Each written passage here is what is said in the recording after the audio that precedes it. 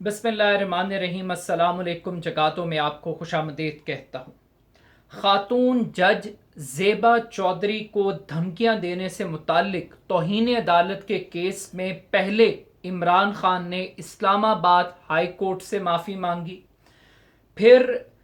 باقاعدہ طور پر خاتون جج کی عدالت میں پیش ہو کر ان کی غیر موجودگی میں عمران خان صاحب نے معافی مانگی اور ریڈر کو پیغام بھیجا کہ عمران خان ان سے معذرت کرنے کے لیے آئے ہیں اگر ان کے الفاظ سے خاتون جج کو کسی بھی قسم کی کوئی تکلیف پہنچی ہے۔ اس کے بعد عمران خان صاحب کی جانب سے باقاعدہ طور پر آج ایک بیان حلفی جمع کروایا گیا۔ اس بیان حلفی میں بھی عمران خان صاحب نے معزز عدالت سے معافی مانگی اور یہ کہا کہ اگر عدالت مزید کوئی انسٹرکشن دیتی ہے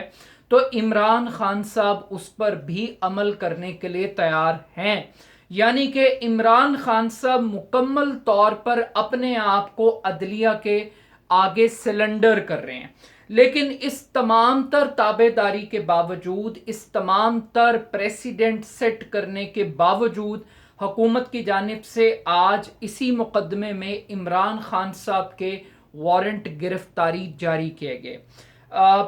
مارگلہ تھانے کے مقامی میجسٹریٹ نے میڈیا رپورٹس کے مطابق ان وارنٹس کو جاری کیا۔ وارنٹس جاری ہونے کے بعد پولیس کی ایک بڑی تعداد وہ بنی گالہ پہنچی اور اس نے عمران خان چوک کو بند کر دیا،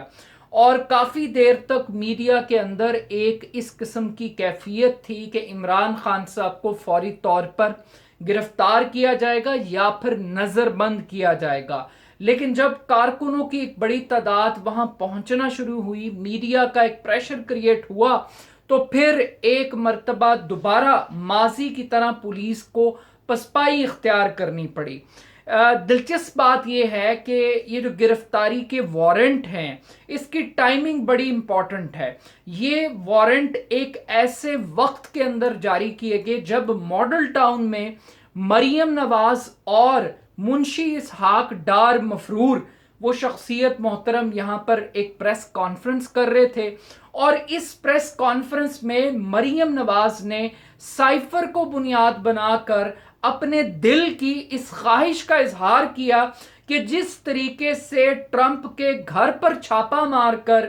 امریکی ایجنسیز نے سرکاری ڈاکومنٹس، سیکرٹ ڈاکومنٹس برآمد کیے ہیں،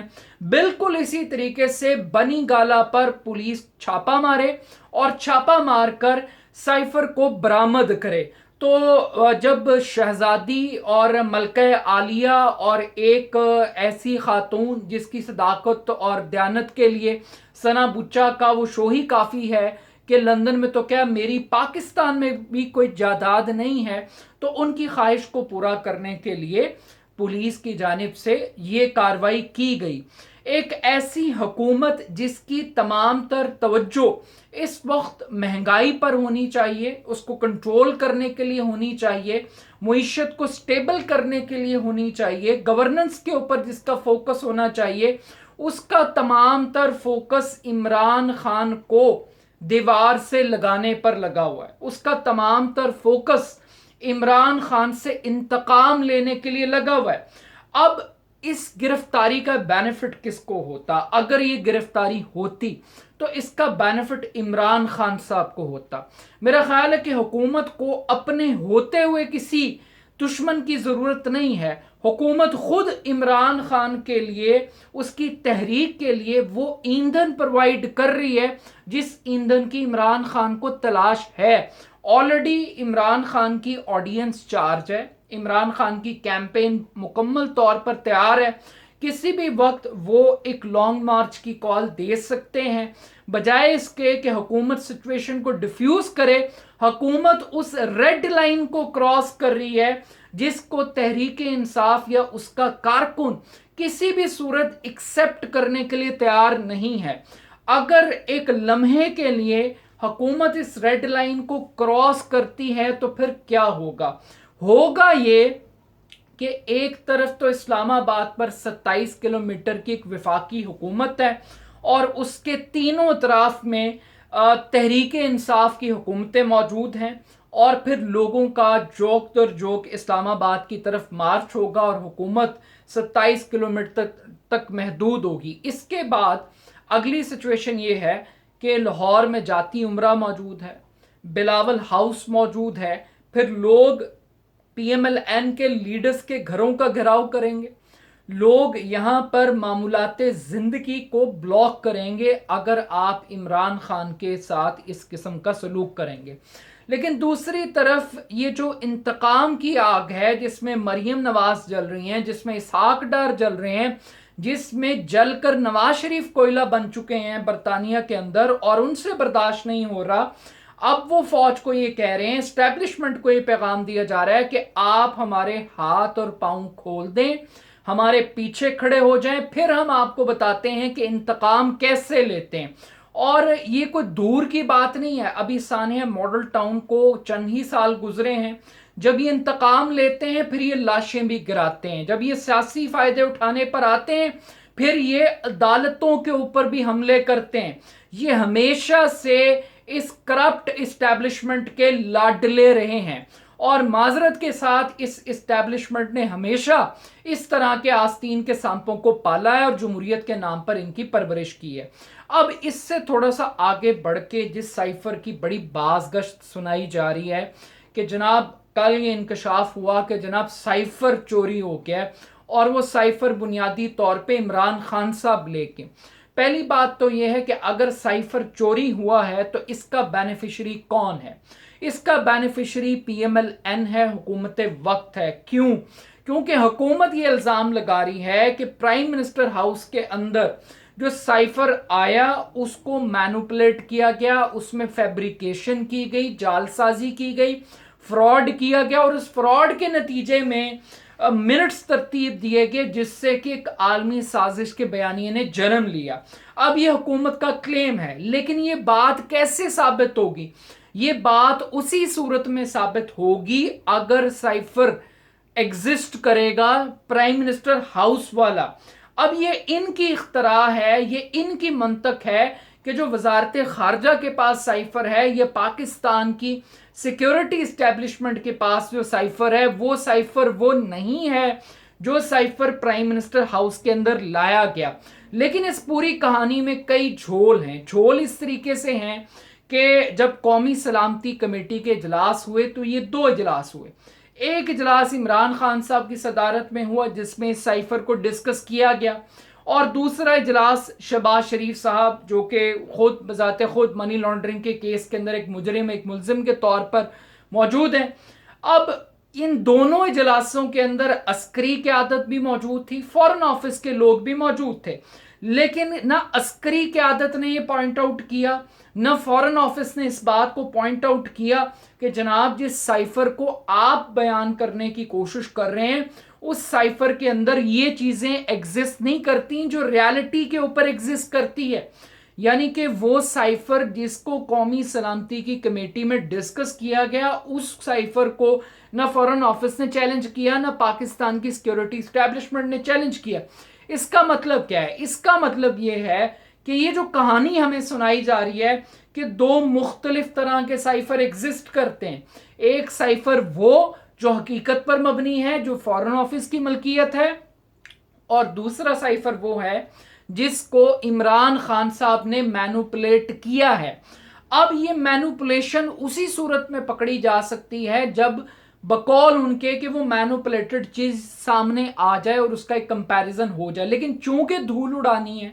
چونکہ صرف لوگوں کو کنفیوز کرنا ہے، چونکہ اپنے اس این آر او سے لوگوں کی توجہ کو ہٹانا ہے، یعنی اس وقت اگر یہ سائفر نہ ہوتا تو پاکستان کا میڈیا کیا ڈسکس کرتا؟ پاکستان کا میڈیا ڈسکس کرتا مریم نواز کے کیس کے میرٹس، پاکستان کا میڈیا ڈسکس کرتا کہ اسحاق ڈار لاڈلا کس طریقے سے ایک مفرور شخص پاکستان میں وزارت خزانہ کی کرسی پہ بیٹھا ہے، پاکستان کا میڈیا ڈسکس کرتا کہ کس طریقے سے برطانیہ جو ٹریٹمنٹ کروانے کے لیے نیلسن منڈیلا گیا تھا، وہ نیلسن منڈیلا اب کس طریقے سے لایا جا رہا ہے، جس کو سپریم کورٹ آف پاکستان کہہ چکی ہے कि ये झूठा और बददियानत शख्स है, तो ये पाकिस्तान के मीडिया के सब्जेक्ट्स होते। लेकिन अब इस साइफर को टारगेट किया जा रहा है। अब इस टारगेट के अंदर ये साइफर को तलाश करने पे फोकस कर रहे हैं, लेकिन ये इस चीज पे फोकस नहीं कर रहे कि अभी वहां पे ऑडियो लीक्स हुई हैं। ये ऑडियो लीक्स किन्होंने रिकॉर्ड की